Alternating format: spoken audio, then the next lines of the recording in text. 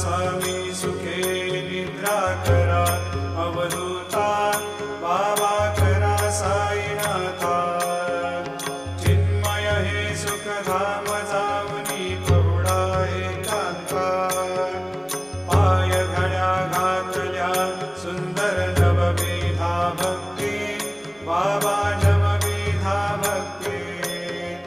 ज्ञानाच्या समयाला मुनी उजळल्या ज्योती आता स्वामी सुखे निद्रा करा अवधूता बाबा करा साईनाथा चिन्मय हे सुखधाम जाऊनी